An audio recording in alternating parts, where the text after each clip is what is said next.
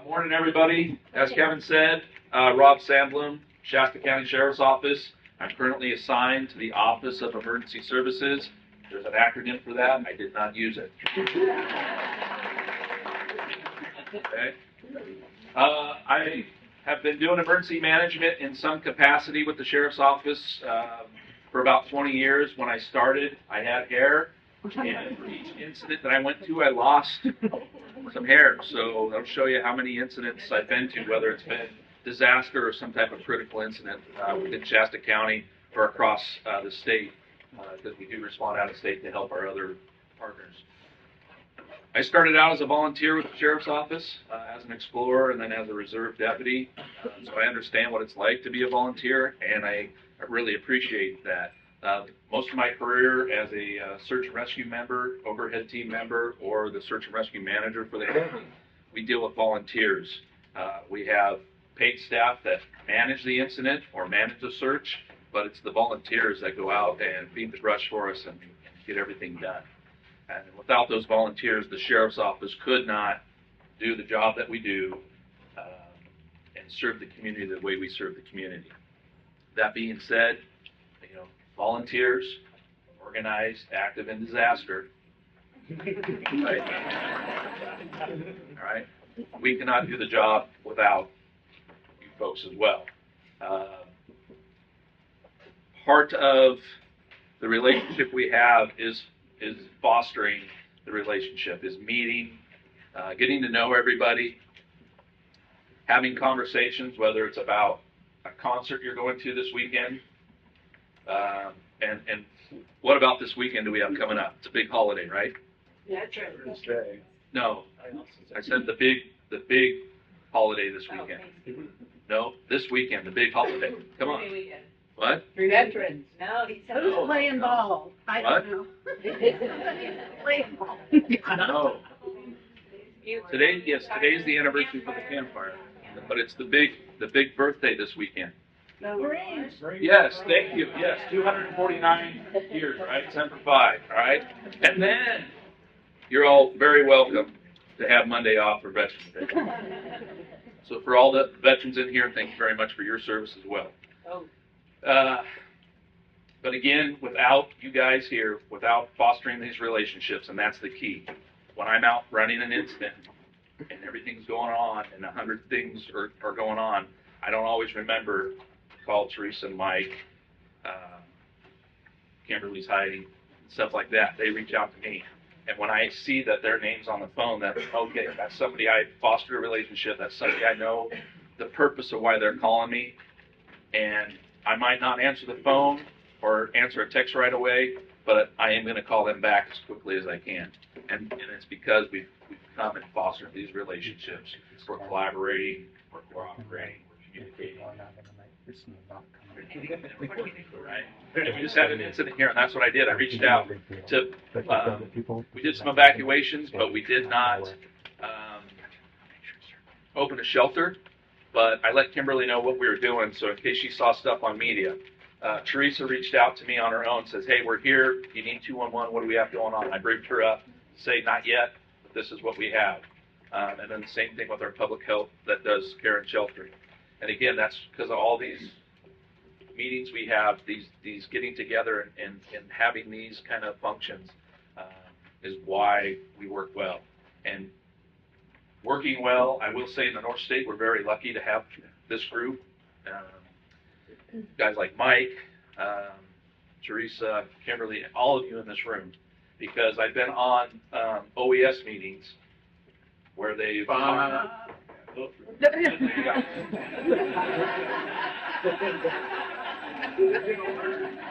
don't know that's an acronym for the state. But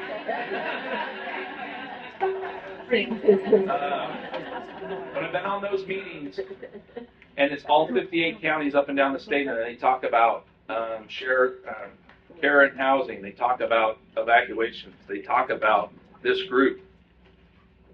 And it's shocking to me, south of here, how many people don't know what volunteers, organized, active, and disasters are. And up here, it's like, what do you mean? We use them all the time. So again, if you're new to this, welcome. This is a great organization. It helps the community, and without the people in this room, we won't serve the community properly. Thank you.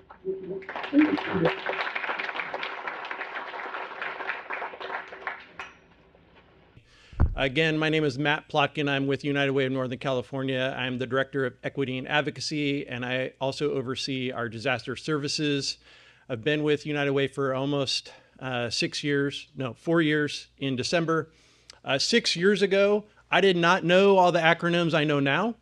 I awoke to a massive smoke cloud over my house, and just like many people did in Butte County, and discovered that the campfire was exploding all over the place, over the ridge, as we call it, and the North State, as well as many people in Butte County, our lives have been changed since then. Some of the lives were lost that day. Later in the morning, we'll take a moment to honor those who were lost. And many folks in this room I met, and I'm eternally grateful for meeting you, for seeing the ways that you care about the community that we live in, and bringing everything you have and putting it on the table to be offered to those who are impacted by the campfire. So I want to personally thank you and honor the ways that you have dedicated your time, your treasure, your talent to helping those who were impacted by the campfire 6 years ago. So thank you.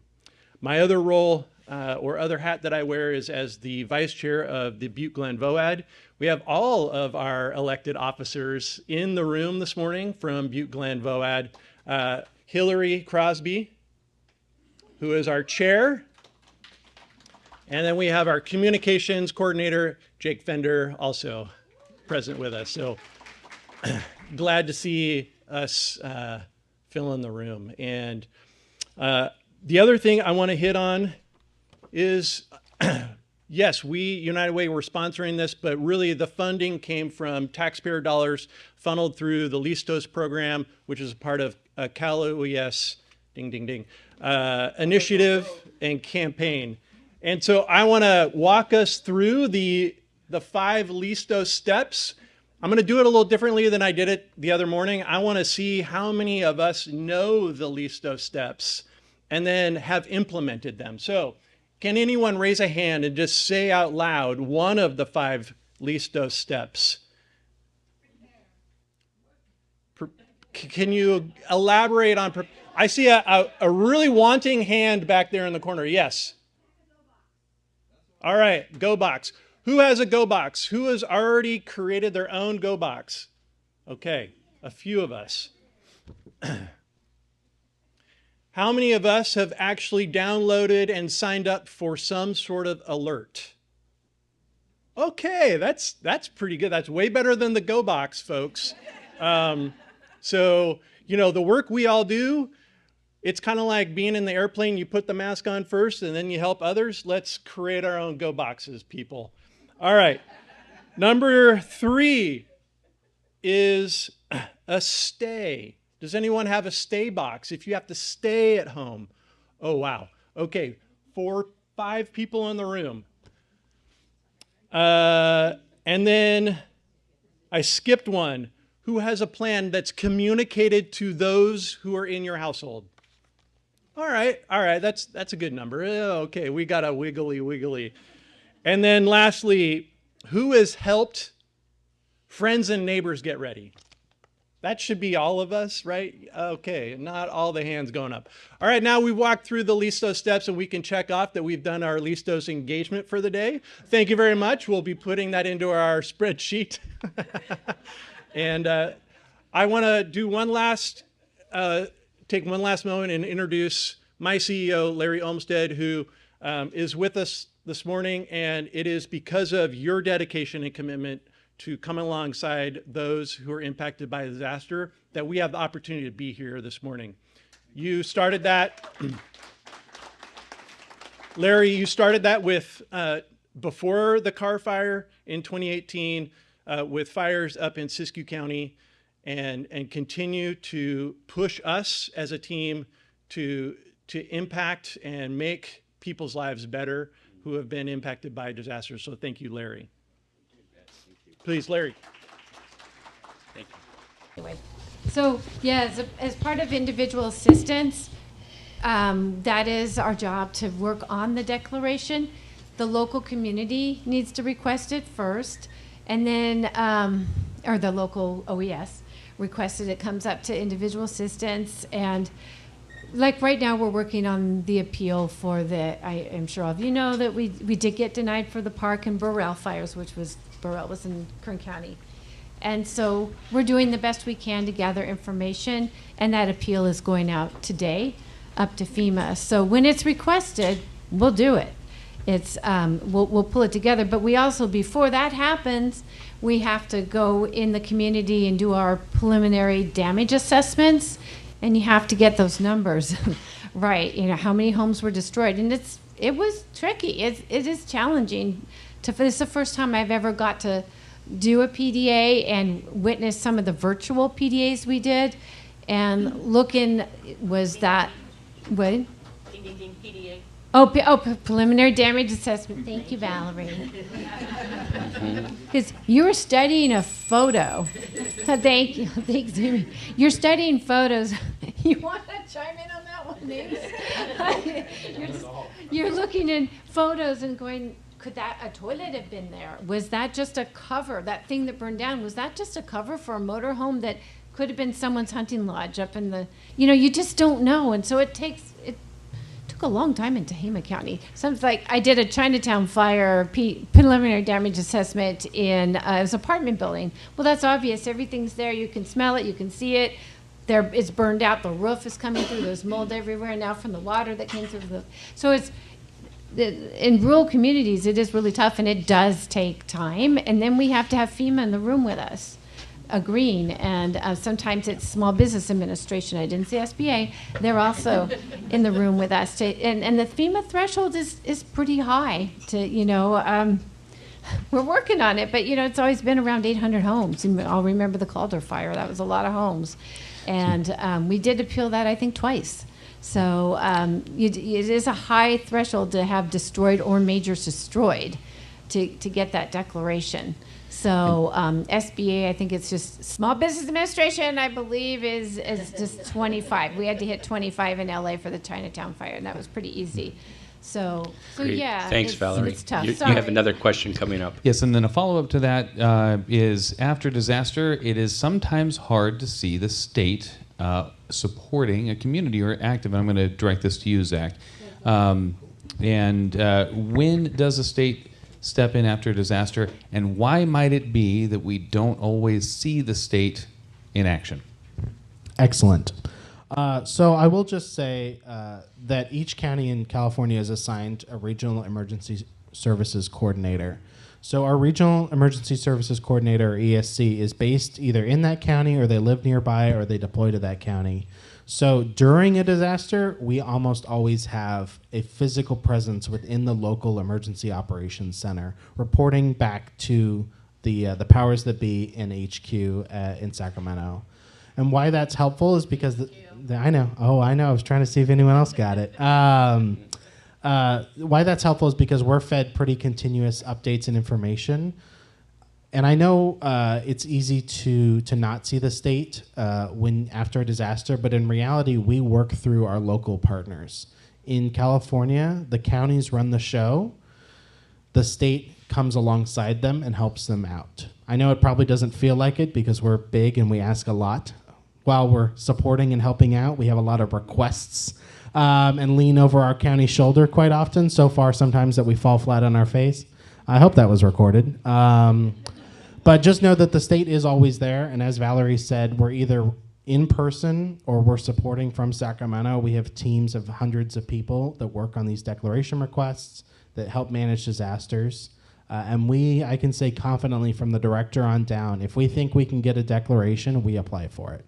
Even if we don't think we can get a declaration, we apply for it. Very rarely do we apply when we're sort of on the bubble, but more and more recently, we're trying to sort of elbow FEMA into giving us declarations because our threshold is so high. But there is still, even if 799 homes burned, that's 799 homes lost and lives changed. We know the difference a declaration can make, but just know they're always there. We also don't always drive vehicles that have Cal OES on the side of it, so you may see a white unmarked SUV like what I'm driving today, and you may think that's just some random government official. No, that's OES to the rescue. Thank you, Zach. Yes, and I just want to point out real quick also, that comment, the question, very relevant, but when you don't see some of the vehicles or you don't see Cal OES, they're always working, and we work with them and they work through us. So when we have these events that do occur, as Zachary mentioned, they work directly with the local county, but we as a VOAD and how we operate, we work very closely with OES to make sure that services are provided. In fact, in Pajaro, very large percentage of our services were donated through Cal OES. So they're always there. Aaron, any more questions? All right. Well, I'm really excited, and let me introduce this next guy to you. I've only had the opportunity to meet with him and work with him once, but boy, oh boy, I really grew to appreciate him so much because this is a gentleman who really loves his community. Everything that we talked about over a 3-day period in the local assistance center was always driven. Everything that came out of his mouth was for my community, for my families, for my, you name it. He was all about his community. So at this time, I'd really like to introduce you to Lieutenant Andy Houghtby from Tehama County.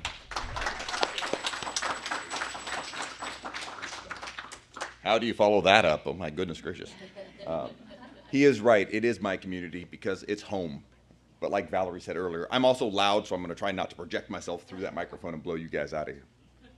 I am Andy Houghtby. Actually, we would like you to please project, even though it sounds louder than you think it is. Excellent. Perfect. See, that's always okay. Anyways, I will try my best not to pay attention to this and pay attention to you folks. So Tehama County experienced a little incident recently. I'm sure you guys heard of it. It's called the Park Fire. Most of the news outlets said that Shasta and Butte were affected by that, but there's a little strip of about 3,000 square miles in between there that got burned over too.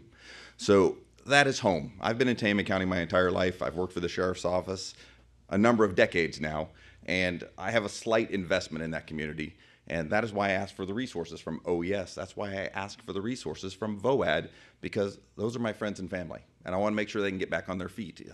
We had a number of smaller communities in our mountains burned over. Some of those folks could not get insurance. Some of those folks have had those homes in their families for decades, and this moves. Okay. So 2 rules. If I do fall over, you can laugh at me or you can laugh with me. Either way is okay. And if you see me do something silly, ring the bell. Let me know.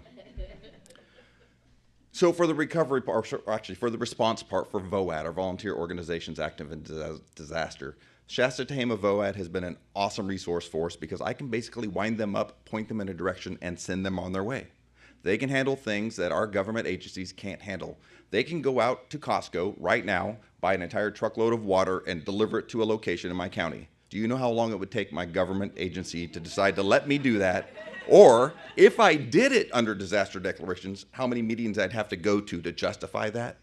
When I can just turn to my left or turn to my right and ask one of you good folks to go handle that for me and get it done. It could be in the middle of the night on our little chat device. I can say, hey, there are how many dogs, Mike, that we needed to pick up that way? 15. 15 pit bulls running loose in my fire area that I need to have somebody take care of. They took care of it. They made it happen. They went out there and helped and removed these things that I couldn't even get a dog catcher to find one of these animals. Yet, Mike, his group, and VOAD went and handled it so we didn't have to worry about it. For that to happen, we have to have a great relationship between our government agencies and VOAD. So I attend the meetings. I come and meet these people. We all attend the same trainings. We all see each other on Zoom. That's how we build a good enough relationship that I know I can ask them a question and then move on because I know they're going to handle it. Same thing with my Red Cross partners. I call up my Red Cross partners right now and say, hey, I need a shelter in Tehama County. They say, great, we'll be there in an hour and we'll handle it. That's a wonderful news from the government, because if you call the government and expect us to handle it, I might be 3 or 4 days and I might get you a shelter. But Red Cross can do it for me in a heartbeat. So that's why we need you folks, all the VOADs. We need to work together. Also, you need to be able to trust that I will be there for you as well. We ended up with a situation where there were no cages available at one of our animal shelters. VOAD puts that out on our chat group. Guess what? I've got some cages hidden away because I prepare for disasters, you know, kind of like VOAD tells us to do. So I was able to crack over my Connex and bring them cages because we have a great working relationship between each other, right?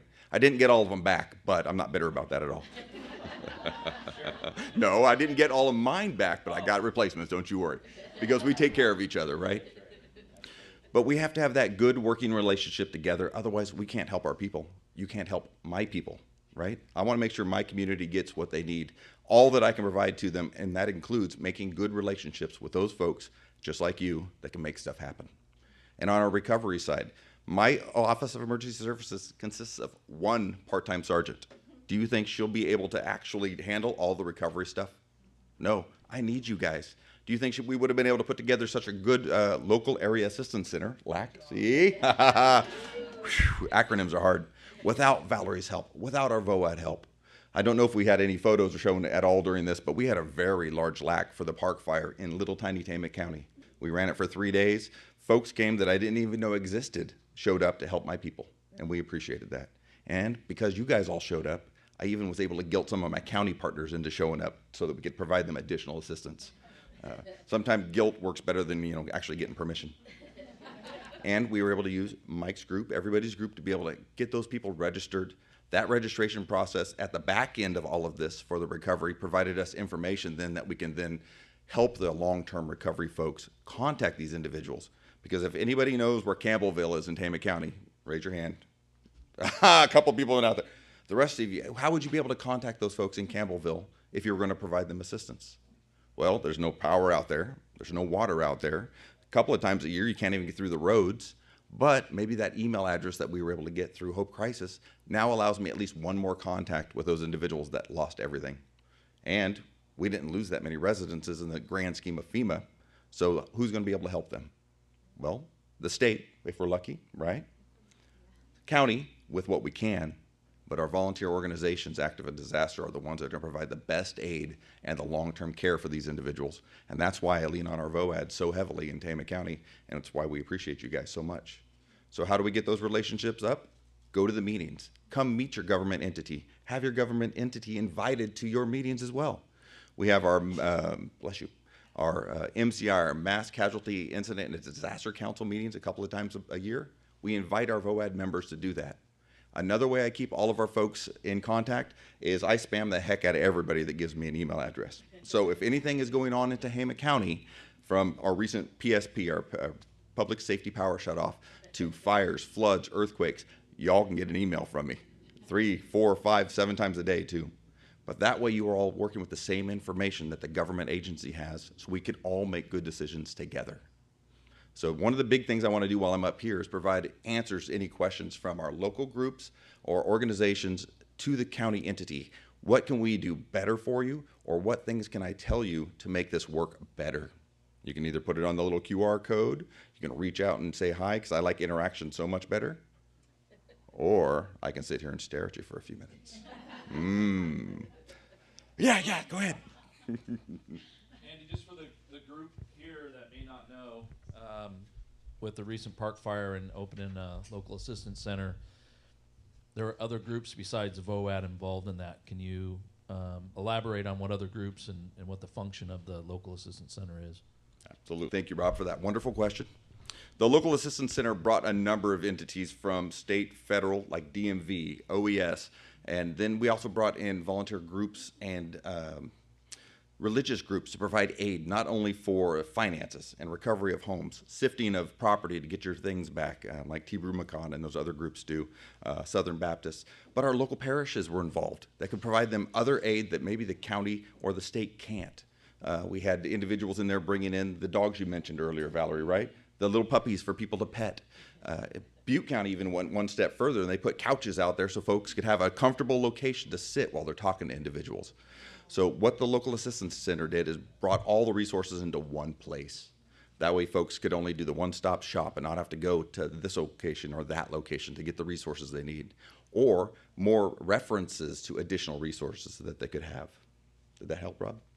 The main reason I asked him to say that is because most of the agencies that are there are three-letter name, and as you saw, he used the acronym for several of them. That was the main I will reason. take care of that. That was the main yep, yep. Department of Motor Vehicles and Social Security Administration.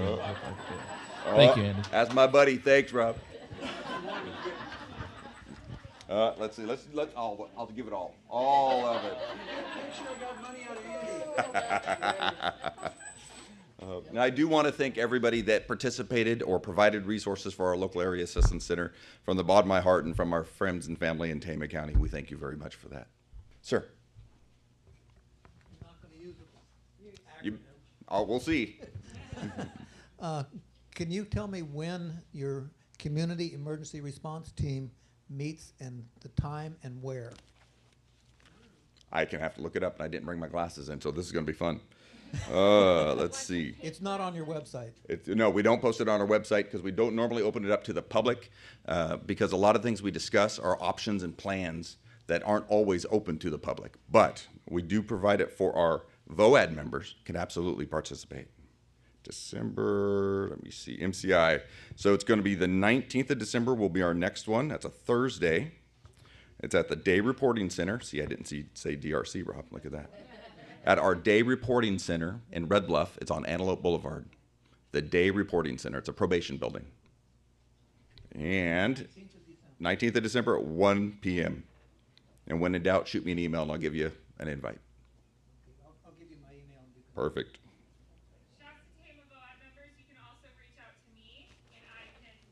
Invite as well. My name is Theresa Azevedo. I'm with the Shasta Tehama VOAD. And she is my go-to. When I have a question, she or Mike gets an email or text, a phone call, a satellite phone. I'll throw rocks at them. They make things happen for us. So, Andy, you made a comment, how well you work together with your current VOAD. As an EMA, Emergency Management Agency, what are we not doing for you that you would like to see us do? Is there something that you on your wish list that you have that you would like to do, or are we doing the job? You're doing the job, but please get more shower restroom trailers in the North State. They are in such thin supply up here. When we open up a shelter, it's very difficult to get a shower restroom trailer sent to a location. I've actually got one on order for Tehama County. Finally, it only took me 7 years, but I've got one. We've also got a mobile morgue trailer coming in the next 6 months. That'll have 16 people, especially based off after the Campfire and having to bring that stuff up out of the Bay Area. We want to be a resource for our region. So, yeah, more mobile restroom shower trailers. They are like #1 on all of our sheltering needs. So, we always have one blend. That's appreciated. But if it's a big enough incident, it might already be at another agency. Yeah. So Rob needs one. I need one. Yeah. Sheriff Honey needs one. So when in doubt and you need to donate, let me know. The other thing I'm always looking for, and Rob, you've already got one, is a snowcat. But I'm working PG&E for that. Don't worry about that. What other good questions about our VOAD and our working together? Because that's what it's all about, is you guys bring in all the energy and all the resources to when the county needs it. Oh, excellent. So we were able to get the Red Bluff Community Center gym, a nice large facility. We were able to put the tables and chairs up. We had so many 3-letter groups and multiple letter groups show up. We had a decent flow of folks the first day because there were a number of them that were affected. Trickled off the second day, and our third day was a lot of stragglers. But the volume of people that were affected by the incident directly with loss of home or loss of second home wasn't huge compared to the car fire or the campfire. But it was big enough, and it was big enough. So even if we helped one individual in this, it was absolutely worth it, in my opinion. But the first day was working out some kinks. We got some things done. Figured out that there was no power on one whole wall of that building, and some folks needed power. We fixed that. So when in doubt, have a resource stash. So I found I have extension cords hidden away. I've got power strips all over the place. I am a hoarder by nature, which really helps for disaster preparedness. All right. The county was silly enough to give me a warehouse and a forklift. And if you're not sure if we have something in the North State, call me first. I might have it. Might have two. Or if you need to stash something in the North State, right? California Department of Social Services has stashed in my warehouse, our warehouse, a number of cots, what they call them, fish kits in the jail, but the survival kits with toothbrush, toothpaste, things like that. Comfort kits, that's the name for them, comfort kits at our location, and blankets, so that if something bad happens enough where our local resources are overwhelmed, we can already tap into that. And the county was silly enough to give me a truck and a trailer too, and I'll bring it to you. Let's get on our first presentation for long-term recovery.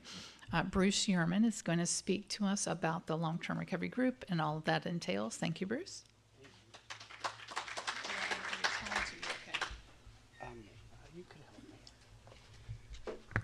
She's volunteering to help do the slides. My mind turns off every time I get behind a podium. And so it's pretty amazing how that happens consistently. Wow, Friday afternoon, and you're still here. Woo, yeah.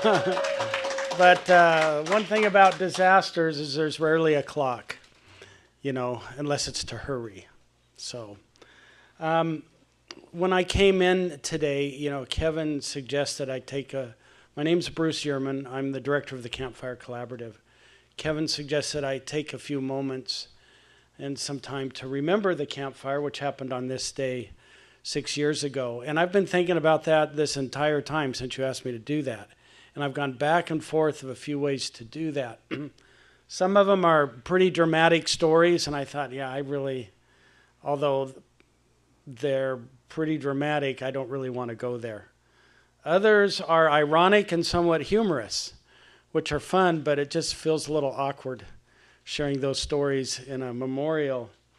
So when I spoke on Wednesday, I did not share this list that I'm going to share with you right now. And I thought a great way to do something that's value added to you is to share with you what it is like in a long-term recovery group on the week of the 6th anniversary. And most of it is the regular work. And so I've highlighted something from each day, but it's also symbolic into something in the bigger picture. And there are people in this room that have worked with the Campfire Collaborative. There are people in this room that have been case managers with the Campfire Collaborative. There are people in this room that have sat in the Unmet Needs Roundtable representing their groups as funders in the Campfire Collaborative. And we have at least one, if not more, that's been a committee chair in the Campfire Collaborative. And the only reason we exist is because of you and partners. When I first came on board, I worked with FEMA for a year before coming to the Campfire Collaborative. I was worried that everybody was going to go because we're nothing when people go. We're only something when we're there as a community. And I think by the end of this presentation, some of what I share is going to even make more sense. And I'll try to go through it as quickly as I can out of respect to you. But so everything here's got a symbolic purpose. And one of them is, as I wrote this down, what happened every day, I want you to know that kind of recently I decided with my board to move from 5 days a week to 4 days a week to try to stretch out the budget as long as we can. And I have 7 days a week of work I'm looking at. So, which is what happens, right? All right. So on Monday this week, I was asked to interview with NPR. And some of you mentioned to me today that you heard that interview today. I've not heard it yet, and that it came off okay. And I'm really glad for that. But symbolically, I want you to know that a few weeks ago, I looked up on Google Scholar, and there have been over 200 research projects on the Campfire Burn Scar area. And 1 week ago Sunday, the Campfire Collaborative helped host 2 of those universities working together on a project who came back to Paradise to present their findings that they hope will lead into policy on resilience and recovery. They're the only group that I know of out of the 200 that have come back. On Tuesday, the highlight of that day was what we call creative collaboration. Now, 6 years ago, less than 6 years ago, and some of you, I think Bobby may have been part of this, if not others, were part of it when there were 8,000 people on the waiting list for case management. And and Matt, you were part of this, through burner phones or whatever, you got that number down to about 1,600 families. Currently, hot off the press, we have this year, from January through October, 216 new cases, families. And DCMs have closed 99 of those cases. And I know of other new cases that have come forward just this week. This is 6 years into a disaster. On Wednesday, I went to Sacramento and met with this group there, and that was wonderful. But at the same time, through my associate, she facilitated what we call the Simple Unmet Needs Roundtable. And at that roundtable, that's a weekly roundtable, which will make more sense a little bit later, disaster case managers present cases that are relatively quick and easier to fund. 2 weeks ago, 3 of those cases were park fire survivors who had also lost their home in the Campfire. And so what we're doing at the Campfire is we're taking those groups and working on funding those, which it's a lot harder to get money for the park fire, so there's a little bit more over there.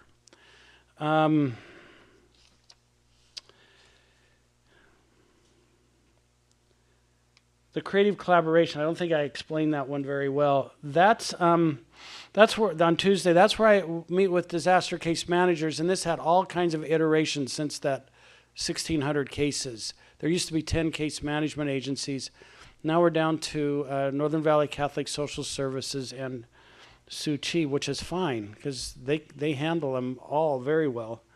But those cases are hard, and they're getting harder. And so creative collaborations where we can sit and put our heads together and maybe grease the wheels with certain organizations or come up with some ideas so that we can get those through. And then Wednesday, while I was in Sacramento, we had the Sun meeting. Thursday, yesterday, was our Complex Unmet Needs Roundtable. We do this once a month. And there was one case presented. And this was, I believe it was for In the Town of Paradise. Personal identifiable information is kind of wiped clean from these. I don't know mostly who these people are, and neither do the funders. It could have been in Magalia, but I think it was in Paradise. It was a senior gentleman who took all of his fire victims' trust money and used it well and purchased land. He knows how to build. He's building a house. The trust money is coming in way less and expenses are way more, and he can't finish it. And he's elderly, and he has no way of getting the income. And so the case managers presented a case for $50,000, and there were 6 funders sitting at this round table 6 years in, and we were able to fund his case for $50,000. Wow. That was yesterday. Today I'm here.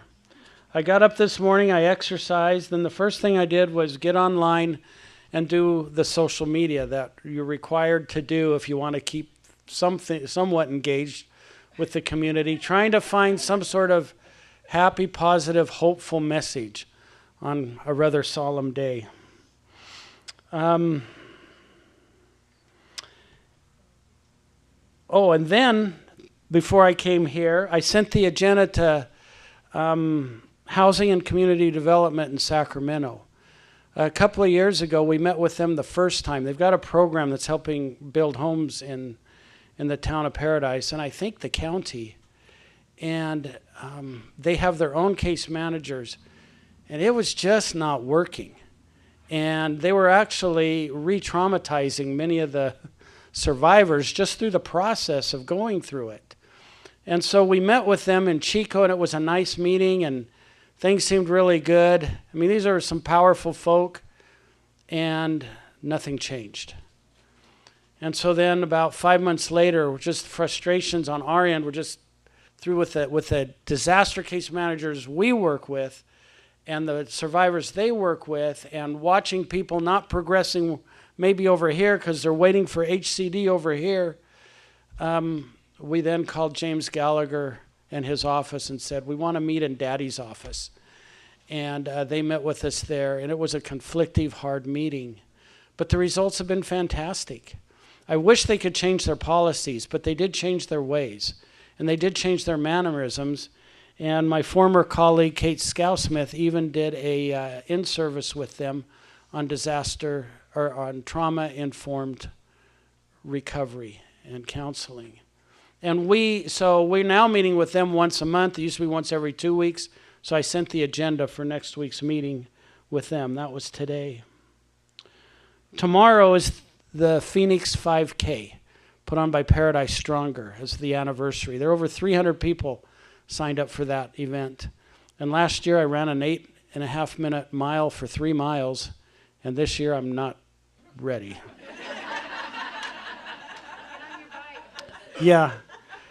There's also a memorial ribbon cutting sponsored by Rebuild Paradise, where they got hundreds of children's hands, put them in ceramics and painted them, and they're creating a memorial to the campfire, and it's all up. It's on the Memorial Trail in Paradise. That's at 11 o'clock. Then Sunday, I go to Oroville to the Trinity Presbyterian church, where they house volunteers for both the Campfire, maybe the Bear Fire, and anybody coming to help. Because Presbyterian Disaster Assistance is bringing their second group of volunteers to the Campfire Burn Scar area. And Reverend Jeannie Shaw contacted us a month ago. And then I just simply sent out an email, and they're going to be helping with the Tiny Pine Foundation, building a home in Concow, and they're helping with a 501c3 from the Ground Up Farms with their tool library project. And they're going to be there for 3 days, and then I get to eat with them. That's my contribution. So that's how I wanted to celebrate 6 years and let this group know what a long-term recovery group is doing 6 years later. So thank you for that time. Now let me jump into this.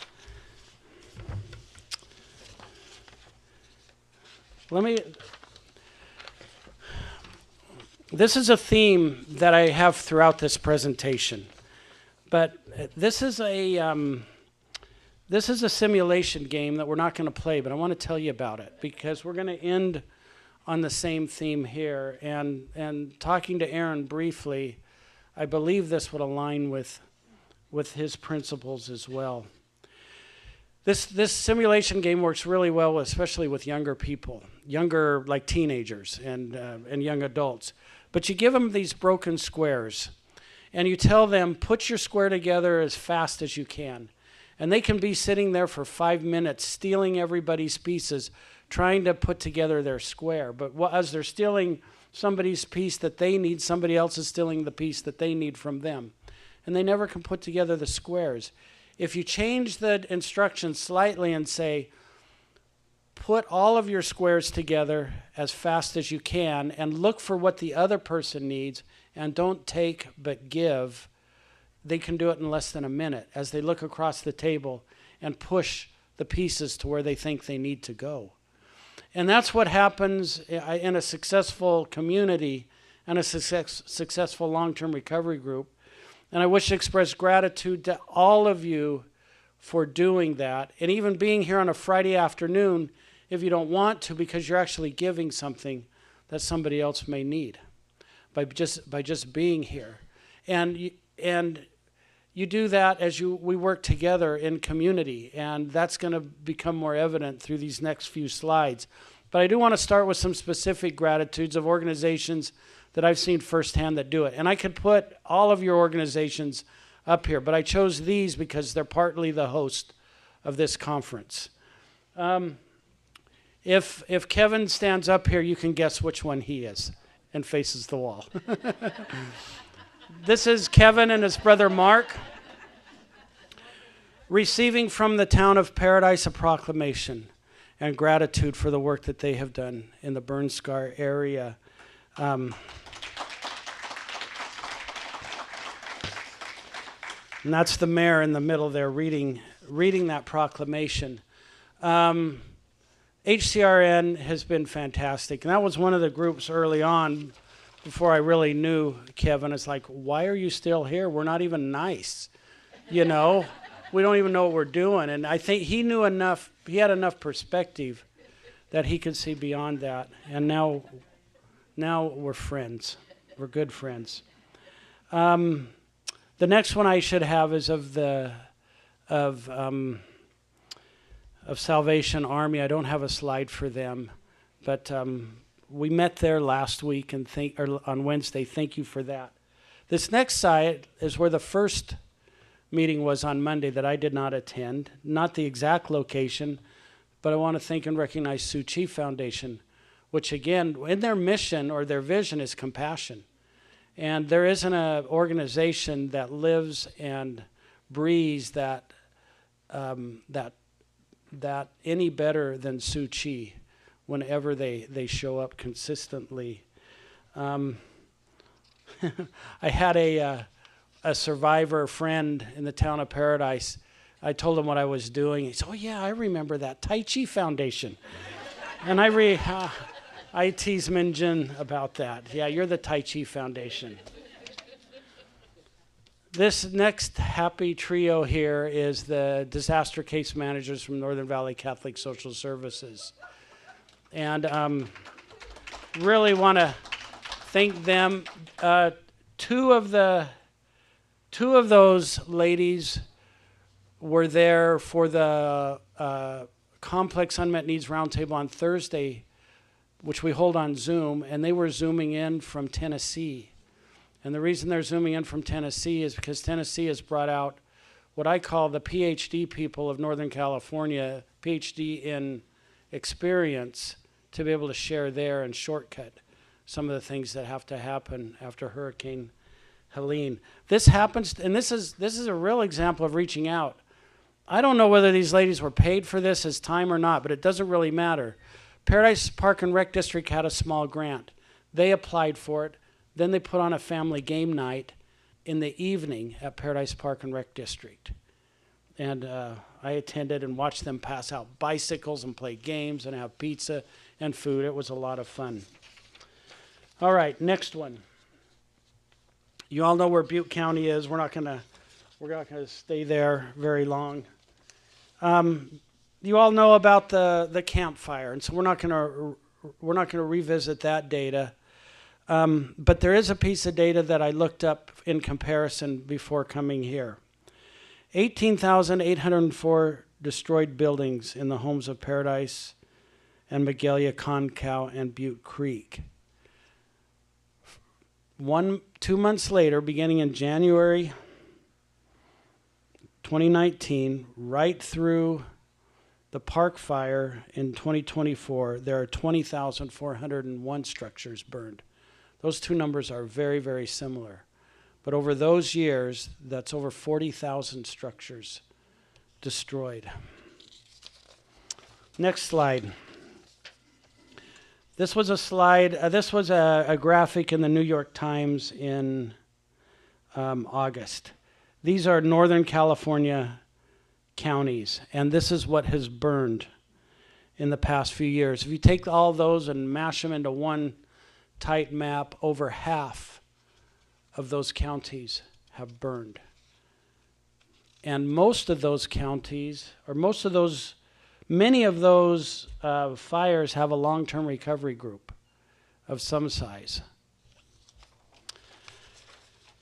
This was that next slide is a slide we put together for a presentation we made at the National VOAD, but it applies to all of those counties. This is, to a degree, this is what Butte County looked like before the Campfire, And you're going to recognize virtually every line there, except I'm very happy to say now that we do have VOADs working and doing some great things in these counties. And I wish to thank the people who are involved in those things for doing that. But low economic growth, a lot of retired people, food insecurity, aging populations, affordable housing was already hard to find, multiple disasters, a declining construction workforce, and then you compound those by the disasters, and then you throw in all of our organizations trying to help recovery on top of all of those. And so when somebody comes in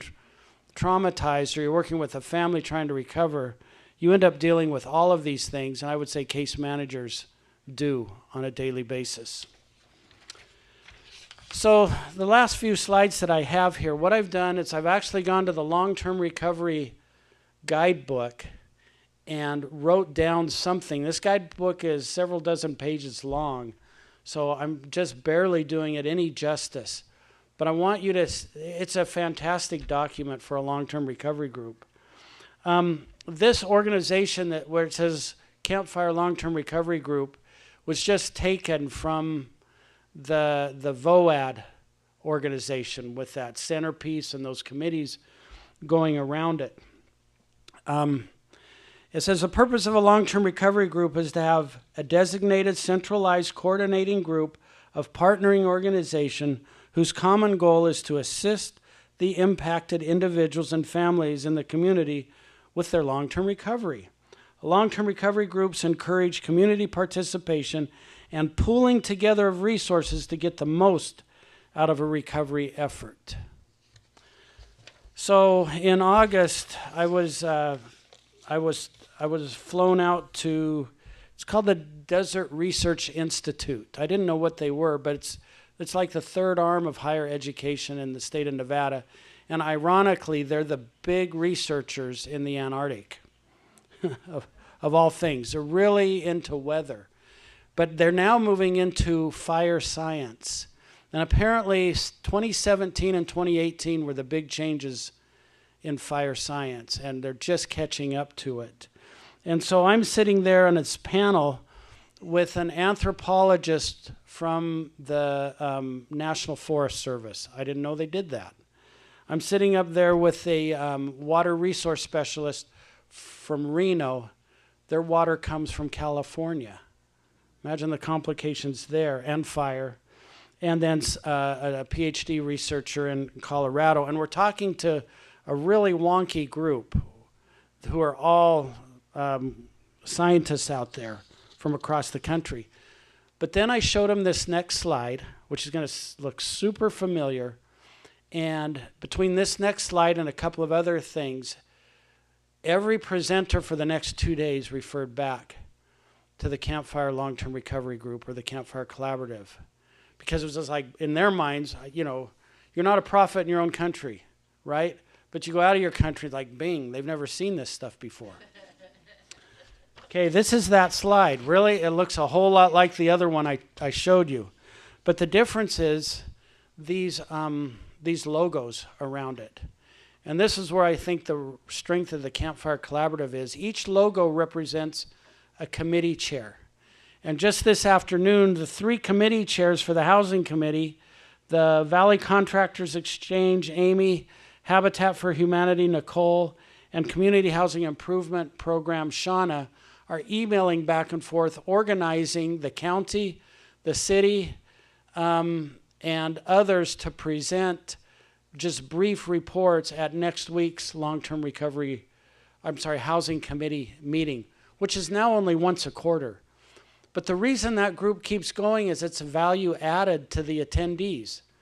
It's value added because they come and they get something out of it, because it's the only place in the community where that group is going to meet together. That may include bankers, it may include realtors, it includes for-profit contractors and volunteers. It's the only place. And it only happens at a long-term recovery group. 3 weeks ago, the Spiritual and Emotional Wellness Committee went up to Concow. Concow's a bit of a challenge. It's a little out of the way. and we met at Tony's restaurant, a hamburger place, and the message was, we want to be here because if you were in paradise, you have a problem, we just talk. We figure it out together. We're better together than apart. And it just so happens that what they wanted to talk about has nothing to do directly with the campfire, but it kind of does with the new changes in law regarding homelessness. A lot of the people that are being pushed out of places like Chico are showing up in Concow and lighting fires to stay warm at night. And Suu Kyi and North Valley Community Foundation funded a warehouse right there at Tony's, and then the group in Butte County that's supposed to supply the food backed out last minute. And they want to provide warm food every day, right? And some services. Anyway, so we go back and we make a couple of phone calls, not because we got the power, it's just like, hey, I just had this meeting, and people are like, oh, well, I think we can help. I mean, the same people that are already involved, but that's kind of what the long-term recovery group ends up doing without even planning. A long-term recovery group is a cooperative body that's made up of representatives from faith-based, nonprofit, government, business, and other organizations working within a community to assist individuals and families as they recover from a disaster. It can take time to pull these organizations together. Patience and trust are essential to LTRG formation. Man, who here's got patience and trust down pat? Those are tough. And I am really glad for the patience, for example, Kevin, that you and your organization have demonstrated, and many others with the rest of us. Not every organization can do that. There are some people, some organizations that should be there that are doing good things that I've approached, but they don't have patience with the idea of getting together and working through a mess. And they're still doing good things, but we would be better with them, and they would be better with us. Okay, now we open up each one of those committees and look at all the logos in there. Now, not all of these committees are meeting, and still, most of them are, and not all of those logos are present all the time. It depends on the anatomy of the disaster. But, the housing committee still has 30 logos attending. Spiritual and emotional wellness, it's about 5 logos that are still attending. And that is just great. And that's why this works. It becomes value added to them. It's helpful to identify agencies and organizations that commonly provide disaster services. These organizations are prospective partners for stakeholders may also include civic, social agencies, local houses of worship, community foundations, community health groups, mental health agencies, and it kind of goes on. And personnel from local and state emergency management. The more that are sitting at these tables, the better. And it's not that you're always going to get something from that table, but you don't know when you are, and you don't know when you're going to be able to give it. But when you're ready to give it, you're there. And that's what some agencies and some people just haven't fully comprehended. And it's not easy, I grant that. So this is a symbol I use. It looks very much like that same shape, right? And this is a wagon wheel with a ton of spokes on it. Super strong wagon wheel. And each one of those spokes represents an agency, an organization, which could be you and your organization. Each organization is pointed in slightly a different direction. Each direction is a slightly different vision, different mission, and that's good because it actually strengthens the whole wheel. And where they come together in the center is the long-term recovery group. And that's where case managers can come to access each one of those different missions and visions that are cooperating together in a slightly different way to help the individual families. Monitoring your program and evaluating progress regularly will ensure an ongoing success. It's important to set a schedule for generating and reviewing program reports. In addition to confirming that progress is being made, this will help encourage and support from donors and continued community involvement. I think my job as a director, and I wish I was perfect at it, but it is always in my heart and in my head, is to be sure things are value added for every agency participating. The long-term recovery group, it's often said, is there to help the individual recover, but it's really to help the agencies meet their mission and vision so that individuals can recover. Next one, ahead of me, thank you. So I took a picture of 3 files here. The first file is only about 1/4 of an inch thick. The next one's about 1 inch thick, and the last one's about 2 inches thick. And starting at the bottom, there's no file. At the very beginning of the campfire, then there may have been more agencies involved. Matt was there, I was not. Butte Strong and American Red Cross donated funds for about 1,300 cases, emergency funds. This eventually evolved into what was the CFC's Unmet Needs Roundtable. And eventually, through these roundtables, we've been able to help people with $16.5 million worth of aid. Not all of that money comes through the Campfire Collaborative, but a lot does. And that does not include all of the agencies' funding. I just learned through our donations, we have 3 donations warehouses that act as co-chairs for the donations committee. One of those warehouses has given out over 12 million worth of goods. And those are one of 3, and there are more that don't participate with us. The other thing is that when case managers, so we've helped approximately, I think it was, I'd have to add those together. It's about 2,000 cases, right? We've helped over 2,000 families through the Unmet Needs Roundtable, but 90% of the cases never come to the roundtable. Case managers take them directly to the agencies. And that's the other reason for being. You may not have the money, but if you can have the community's got resources. There's a lot of other resources besides money. But simple unmet needs, which I talked about earlier, we have helped with 950 cases. We don't handle any of that money, straight from funders to cases. There was a manufactured home program, just read today, that we just finalized the last manufactured home with a certificate of occupancy. And that was at about $5 million. And the Campfire Collaborative ran everything with that. But we never touched the money, went to another fiscal agent, and we just said, pay this, pay that, send this, do that.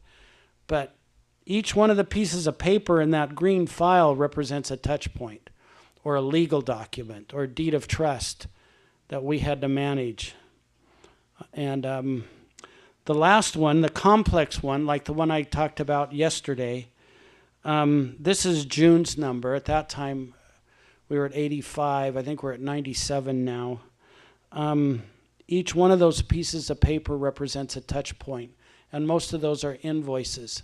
As the work is being done, the case managers send us invoices. We hold on. In this one, the funders send us the money. We put it in the name of this case, and then we track it. And we do the accounting for it. So the guide says, identifying the unmet needs of your community, developing a budget, setting up an administrative structure, and figuring out where necessary resources will come from are all foundational steps for sustaining the work of long-term recovery. The heart of the day-to-day program comes in managing cases, allocating resources, and delivering services, and that's basically what I do.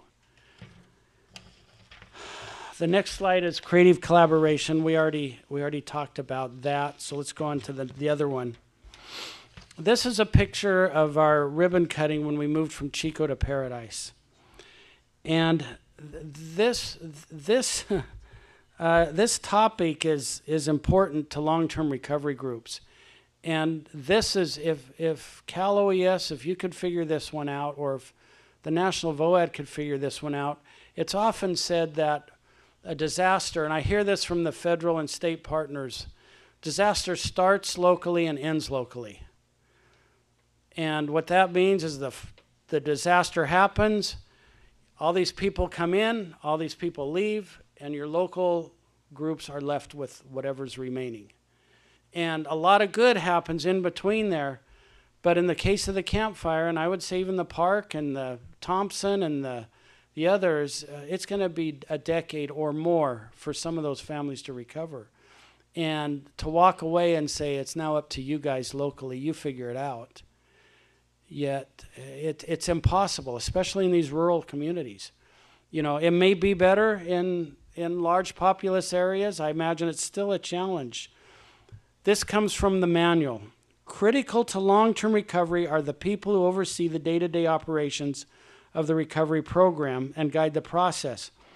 This group may consist of paid staff or volunteers from partner agencies, and thank you partner agencies who use some of your resources and time to pay your staff, and the community. The structure of your LTRG will inform the makeup of your administrative staff between paid and volunteer. And it does require facilities, office phones, copiers, file cabinets, places for people to sit, PG&E bills to pay, things like that. Many groups struggle because they neglect these factors. I mean, you got to have the foundation if you're going to be able to do the work.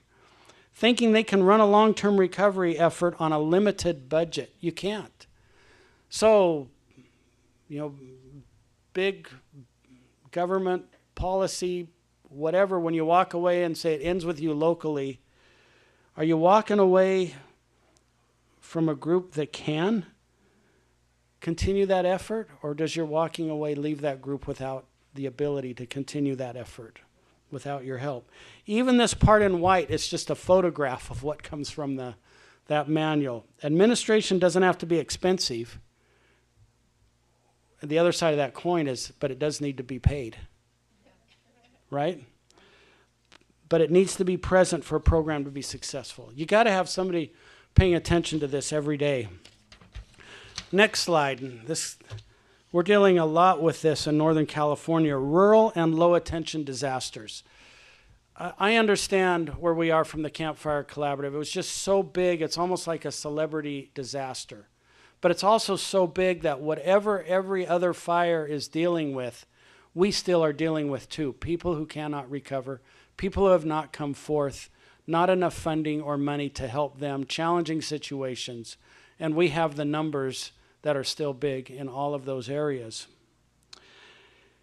Rural and low attention disasters, accessing the needed resources, particularly in a smaller rural communities affected by low attention disaster, which may not have adequate local resources or enough people to sustain a long-term recovery group on their own.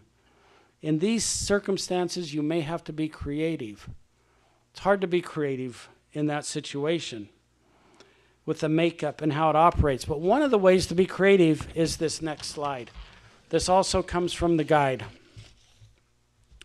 If a long-term recovery group has not been established for a disaster, an unmet needs group can be stood up on its own, or an existing collaborative group of helping organizations within a community may be utilized in a similar function. While it's highly recommended that this process take place within the context of a long-term recovery group, the important point is that disaster case management has a place to take the needs that are struggling to find resources for within a client's recovery plan. So, you know, I watched a little bit the anatomy of the Park Fire, and there's organizations and agencies out there providing funding outside of the Tehama or Butte Glen long-term recovery groups or the Campfire Collaborative long-term recovery group that are out doing their own thing with funding. And unless there's a place that can pull those agencies in, you don't get the synergetic effect, right, of being able to track and not double, not help people twice and things like that. And there's a lot of effort going on with the Park Fire to help that happen, and kudos to those who are doing that. But if you can't put together a long-term recovery group, try to put together an unmet needs roundtable. So I thought of this before I presented to the the Desert Research Institute, and in trying to play with the idea of future funding. There's a lot of funding out there for resiliency. I don't know what resiliency means. I do know that it has different meanings for different groups. If I'm the Fire Safe Council, resiliency may mean mitigation around the home. If I'm an emergency services group, resiliency may mean getting the word out to help people with go bags, evacuation plans, contact points. If I'm a workforce planning group, resiliency may mean retraining or being able to find another job quickly. If I'm in social work, resiliency may mean the ability to weather this, emotionally and spiritually. So I want to propose a definition for resiliency that may cover some of those things, but covers this group. Resilience is the collective strength of a community working together, where each member contributes unique talents, shares knowledge, pools resources, and builds trust. It's the ability to meet current needs while staying prepared for future challenges, even those that are unforeseen and unpredictable. I have no doubt that because of our relationship and what we've learned through the trials of the past few years, that whatever disaster happened next, we're going to be better prepared for it. We've got some of that resiliency. What if it's an earthquake, and a big one? Something that is just a little bit unforeseen. I have no doubt that we're going to be better prepared because of what we've been through together. But it takes that idea of looking and seeing what others need and doing that before the disaster ever happens. Thank you.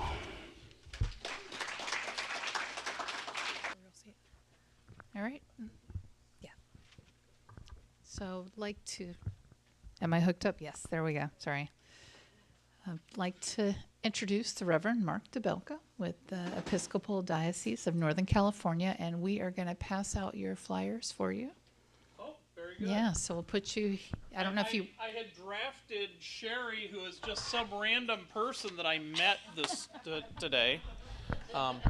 Sherry is actually one of my lieutenants that helps me run the Mission for Disaster Resilience. But before I get started, I would like to ask every single person in this room a favor. Does anybody here have an access or functional need that might impact their mobility? Okay, you folks are exempted. Everybody else, please stand up and push your chairs in for a second. Nope. All right, everybody look towards me. You ready? I'm going to teach you something here. It's very important in the Episcopal Church, all right? But it will not conflict with any personal beliefs that you might have. Are you ready? Take one step to the right and bring your left foot. One more step and clap. Now, take the step to the left and drag your foot to the right. One more step, bring them together and clap. Now, take this hand and do 2 lassos, and take this hand and do 2 lassos. Now take this hand, put it on this hip, this hand, put it on this hip. Take your right leg, pick it up, turn 90 degrees and set it down, and do the same thing with your left leg. Now, if we had more room between the tables, we'd do it again. So imagine there was some music there. All right. I got some blood moving back through your legs. Have a seat. I'm glad I have arthritis. I'm falling down. I will give you some of my arthritis meds. So do I. Thank you, folks, for being a good sport on that. I am Mark Dibelka. I very rarely use the title Reverend. I am an Episcopal priest. That might be a little bit obvious by the way I'm dressed today. Let's see, what else is there good to know about me? I'm the Missioner for Disaster Resilience for the Episcopal Diocese of Northern California. It's a real fancy bunch of words that means I also cover 26 counties of the state, and essentially I am the bishop's emergency manager for about 81,000 square miles. I handle everything from preparation through long-term recovery when it comes to disaster work. And what is it that that allows me to say that I'm qualified even in the least for something along these lines? Former firefighter, both structural and wildland, former EMT, former hazmat operator, retired tactical police officer. Let's see. I think that's it on that list. I am married to an amazing wife who if anybody ever gets a chance to meet her, think of her like the Tasmanian devil, because she's about this tall and never stops moving. In my past, you know, we like to show our T-shirts. You know, our resume is on our T-shirt. Let's see, New York City for 9/11, chemical release from Eastman Kodak, various wildfires, earthquakes, mass violence incidents. I've been there and done some stuff. I didn't always look like a bowling pin. All of this used to be up a little bit higher. All right, so I'm here to talk to you folks about emotional and spiritual wellness. And I'm going to tell you right now that if you ever find yourself... Oh, I see Matt. You also wear another hat. I wear a cowboy hat. What other hat am I missing? Oh, that's right. That's right.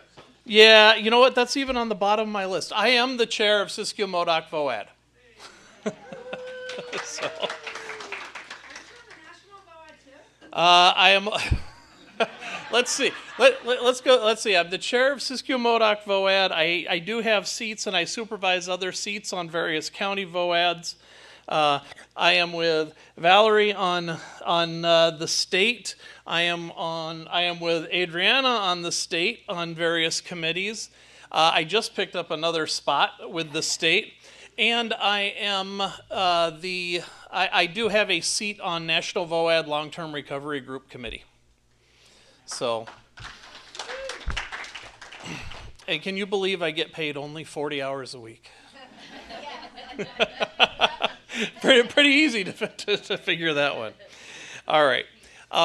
For anybody who actually does come to, you know, ever to hear me preach because you have nothing better to do on a Sunday morning, I never use a manuscript because I know that stuff down cold. However, today I'm going to use a manuscript just to keep me on target, keep us going forward here. So I need to start my remarks by letting all of you folks know that I am not educated or licensed as a pastoral counselor. It's actually very important to know this.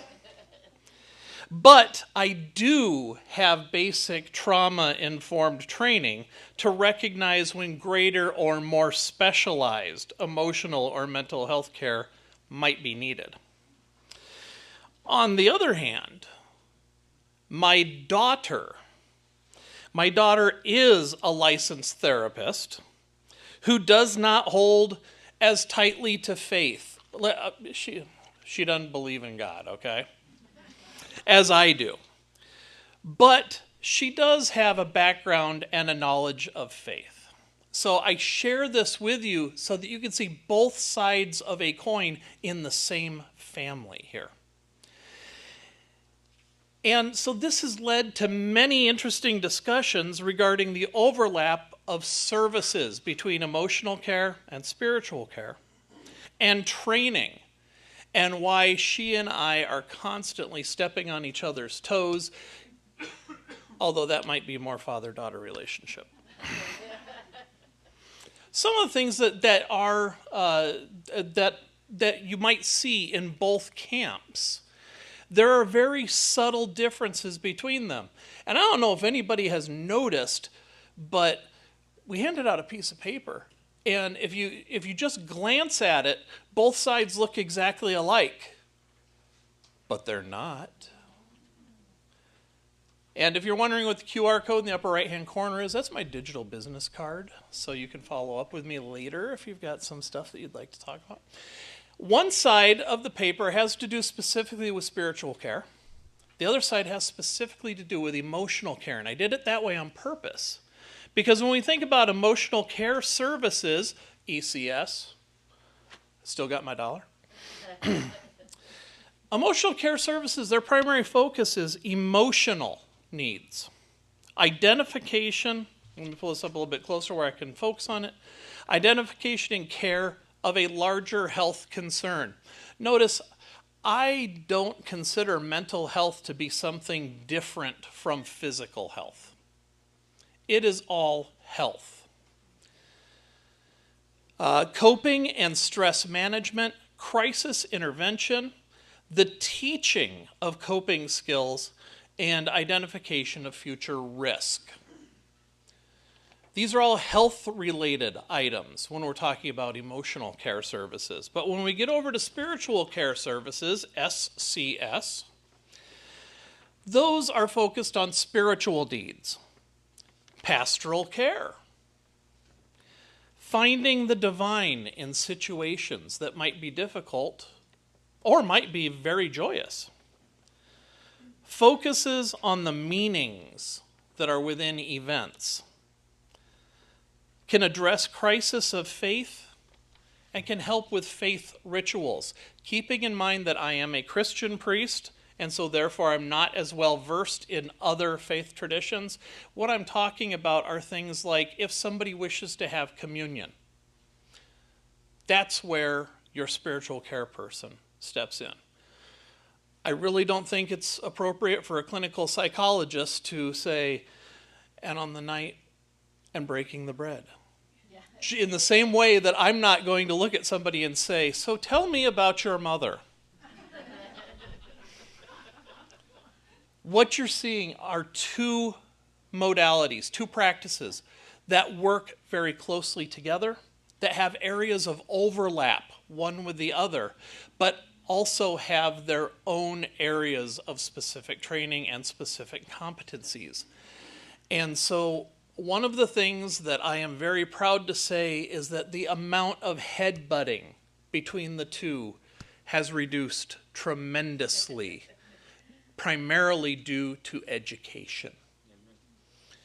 Education allows us to know our lane and stay in it. And it's very important for the spiritual practitioner to recognize when things are actually an emotional issue, when things might be a health-related issue. And I look to the back of the room, and I've got two friends in the back. Ladies, just raise your hand and wave. All right, I have two friends in the back room. Every time I go to a local assistance center or to a peer-to-peer group, if I'm doing spiritual support, I'm looking for those two to be the other side of my coin. And if I discover somebody is actually in need of emotional care, emotional support, peer support, I say, hey, would you like to meet my friends? So we work as a team in this case. And that's going to be very important looking forward in anything that we might do in emotional and spiritual care coming down the road. Because you see, the human psyche is organized into both spiritual and emotional understanding of the world. Even if we do not hold to a particular faith practice, we are self-aware. And there's the process, the cognition. They even give college degrees in that. But there's also the questioning, why am I here? Why did this happen? What is the meaning behind? And so we are actually organized rather dichotomously. And these two things, as I've said, are closely related and often intertwined. Both aspects need to work together while understanding the limitations of each modality and respecting each other. Emotional and spiritual care is necessary in all stages of the disaster cycle. In blue skies, the two practices each occupy their own space for the most part. However, that's just the preparation phase. That is when everything is going the way that you want it to go maybe, right? When the bang happens, all right, the two modalities have to work together. Transferring the lead in a case back and forth depending upon the needs of the survivor. This will take us through the response, the recovery, and allow us to start into mitigation practices, at which point we can then disconnect the two care modalities and return into the preparation phase. Our efforts are very frequently seen as focusing entirely on the survivor. And that would be an incorrect understanding of emotional and spiritual well-being. And something I'd like to point out here is when you hear me speak of it, I say emotional and spiritual well-being. Most of the time when you see it printed, it is written out as spiritual and emotional. But spiritual could be a scary word for people. And so I lead with emotional because the current generation, they put their emotional situations out to the world. And it not only is it okay to put emotional first, it's kind of cool to do so. At least that's what my daughter tells me. All right. Anyway, our efforts might be seen as focusing on survivors, but the team, the emotional and spiritual care team, is not only available, but should be responsible for responders, volunteers, and recovery workers to help combat fatigue and burnout in the aftermath of the bang. And we've heard just a little bit about some of the efforts, but I will say that my interest in emotional and spiritual well-being came about as the result, once again, of the Campfire and the incredible stress under which our DCMs found themselves. There was a church in Chico, I'm glad to say it was one of ours, St. John the Evangelist, who one day decided to put on a fair, a care fair, for the disaster case managers and other responders. And everything shut down for 12 hours while folks went and played in sand and painted and did that thing where you put the Elmer's glue on your hand and you peel it off and you're like, hey, look at the skin. You know. It was just a silly day, a day filled with fun. And that's part of what we're here to do, is to break that cycle even within our own responders, our own recovery agents. The people, we care for the people who care, which in turn makes it so that you will see us turn over a lot faster than other people, because one of my jobs is to make sure that my people don't get worn out or burned out going forward. And I think that's about all I've got for you today. There's a ton of information on that sheet that can help you out. There's some good guidelines that you can Google and find them out. I will say Lighting the Way, absolutely top-notch publication, worth it for anybody who's ever interested in any kind of recovery when it comes to the brain, to the heart, to the soul.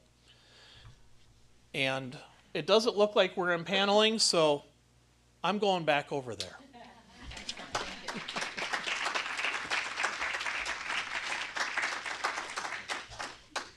All right, thank you. And so our last presenter for long-term recovery is going to be Kevin Cox with Hope Crisis Response Network. If his chair will let him escape, he's going to come up here. You do not need a clicker, right? Once we get going. Right there. Well, I at least get it off of Mark here. Oh, I have my own slide. I've been doing this all week and I didn't know how to slide. You'll be glad to know what I did is I knew you were going to be tired of reading slides all day. So I have a pictorial and it is timed so that when it stops, I stop. All right? So basically what you're going to see from me is you're going to see how a house is started, how we start from the beginning of a disaster and move all the way through the final and the rebuild. We're very fortunate to do that. So let's start now. Is it going to go? All right, we're good. So let me tell you a little bit while you're watching that slide. Hope Crisis Response Network, we go into an area to help our long-term recovery organizations rebuild homes for families that aren't able to do so on their own.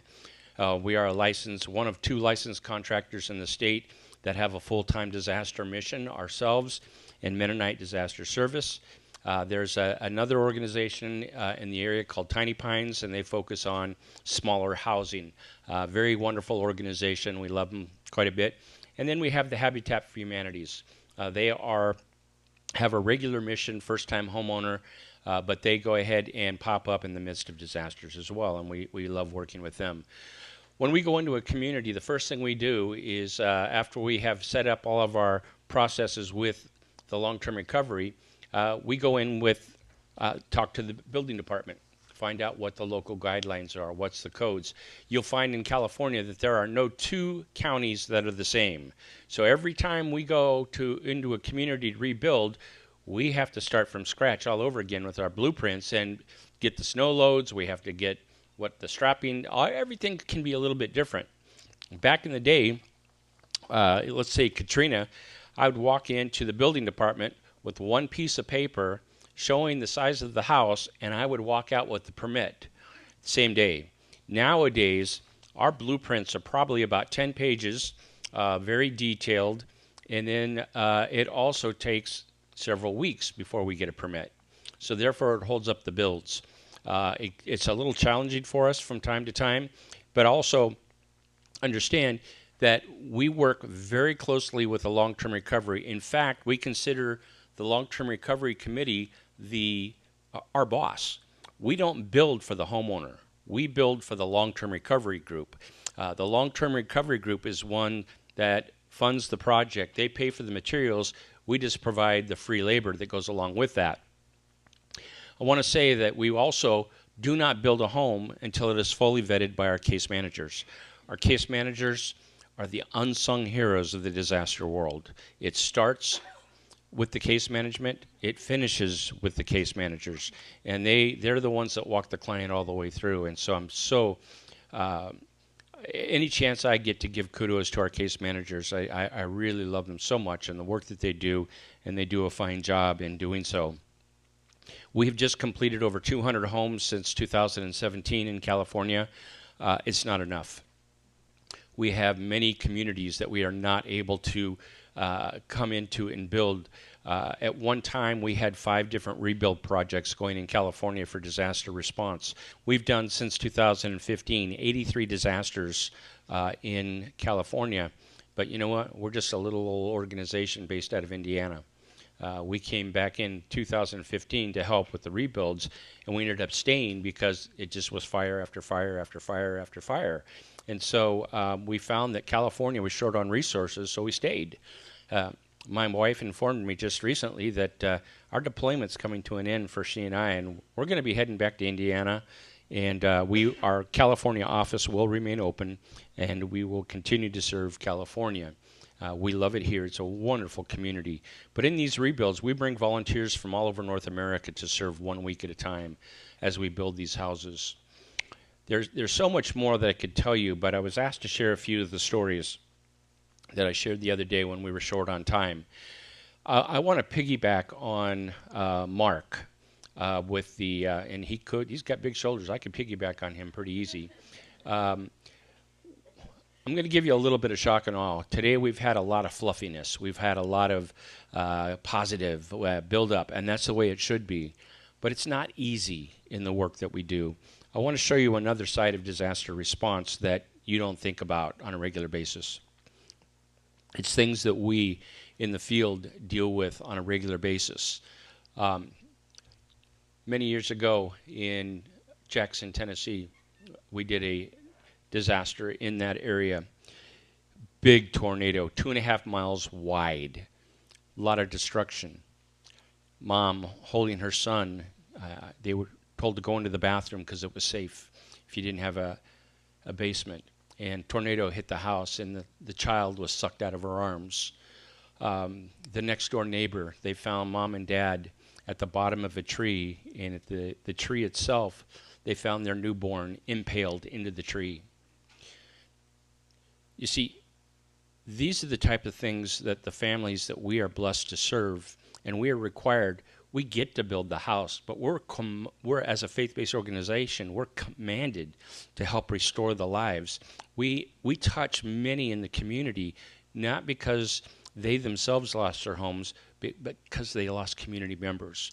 And in doing so, it is so important that our volunteers take the time to love unconditionally. We do not judge in any way of the homes that or those that we build for.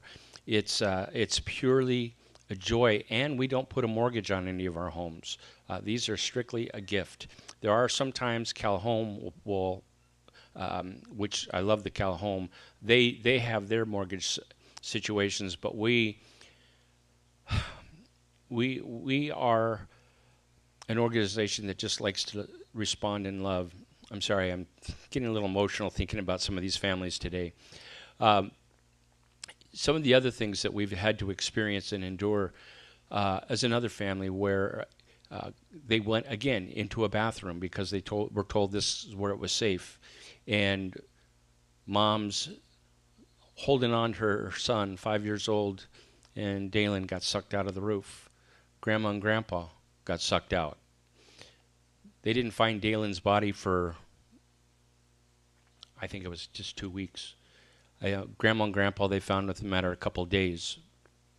But all these stories have a happy ending. Not so much in the sense of the fact that they've lost so much, but they found a way to recover, and to recover in a way that meant something to them.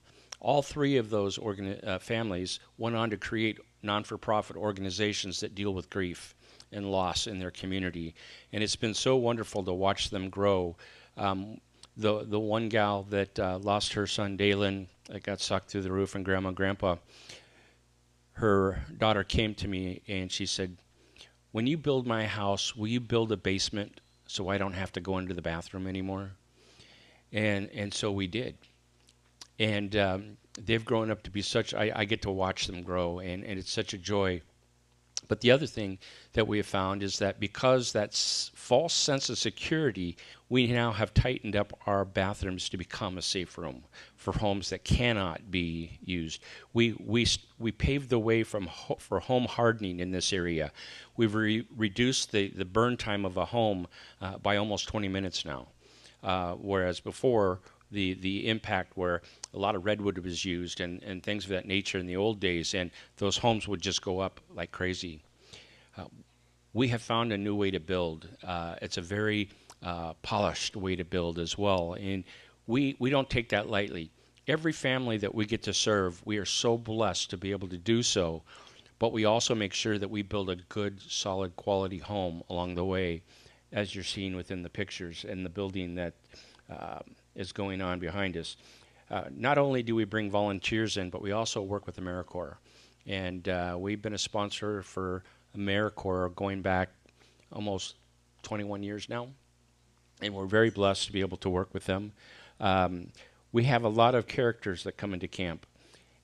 It is those characters that have helped pave the way for these families to go on to do amazing work in their communities with this grief counseling, because they come in with their sense of humor, but more importantly, they come in with a listening ear. They don't come in and try to tell them what to do. They don't, "Oh, you got to go do this, you got to go do that." They will sit and listen and drink iced tea till the sun comes down. I mean, they love being able to have the opportunity to create those relationships with the families that they serve. I'm going to end with this one story because our slides are getting really short here, and I promised you I'd stop. We had a home in southern Indiana, and in this scenario, this woman, we were very fortunate to be able to build for her, but she didn't like us very much. She didn't like, as a faith-based organization, she didn't like churches. She didn't like, there's a lot of things she didn't like.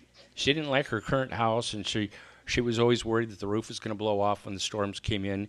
And we do something called family night. So every Thursday night, we invite the families that we serve to have dinner with our volunteers. and it creates relationships. So we kept inviting her as her house was being built, and she finally showed up one Thursday night, had dinner, and she had the best time. And through that course of time, not only did she get to like us, she began to love us. And that's what we do when we're building these relationships. Now, keep in mind, when we build a house, every time that a volunteer group comes in, they put their autographs on 2x4s, 2x6s, up in the rafters, or the trusses, as you may call them, and notes of encouragement. One Thursday night, she came to me and she said, "Can I speak tonight?" Because we always had a time for families to share. And she said, she got up and she told everybody about what life was like before she met us and the teams that served her. And she said, I lived in a home that was, every time it rained and the winds picked up, I always felt like the roof was popping up and then I was going to lose my roof. And then the tornado hit. And she said, you know, I would lay in my bed and I would just sob because I was so afraid of the storm coming down and pelting on that. Have you ever been inside like a mobile home with an aluminum roof on it, and you can hear how heavy the rains are? And it would frighten her and her children. We ended up building her a beautiful home. And she said to the group, she said, you know, I used to lay in bed, the story that I just gave you, and she says, I am no longer afraid because I have 200 angels up in my roof. And that's the way that she looked at it with us, is that all of those volunteers that came to serve her autographed her trusses, and she has such fond memories of them. And we are so blessed to be able to get to do what we do.